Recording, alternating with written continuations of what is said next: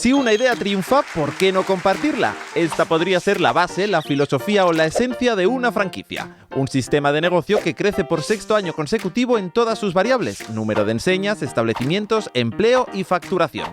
¿Y qué es una franquicia? Pues es simplemente, y en líneas generales, un modelo de negocio en el que una persona física o jurídica otorga el derecho a un tercero de utilizar su marca y trabajar bajo su mismo sistema comercial. Y con todo eso, un poquito de suerte y mucho trabajo, ¡a triunfar! En Aragón no hemos sido ajenos al auge de este modelo de negocio. De nuestra comunidad han salido 53 franquicias, que suponen un poco más del 4% de las existentes en España. Su facturación es de 957 millones de euros y cuentan con 3.450 locales repartidos por todo el país, que dan empleo a nada más y nada menos que 9.000 personas.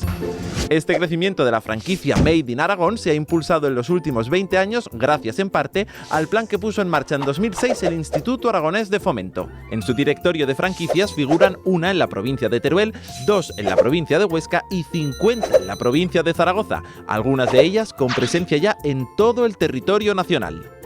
En el conjunto de España el número de franquicias es de 1.381 y seguro que muchos de ustedes se están haciendo esta pregunta: ¿cuáles son los sectores con más franquicias? La moda ocupa el número 1 de la clasificación, seguida de la hostelería y restauración y cerrando el podio, belleza y estética. Todos ellos con cifras superiores a años anteriores. Así se explica que la facturación del conjunto de la franquicia española ha pasado de los 11.421 millones de euros registrados al cierre de 2001 a los 26.154 millones de 2019, es decir, 14.733 millones de euros más en todos estos años. ¿Son las franquicias un buen negocio? Pues depende de muchos factores. Lo que está claro es que hay emprendedores que persiguen sus sueños a través de ellas y nosotros desde aquí solo podemos desearles mucha suerte.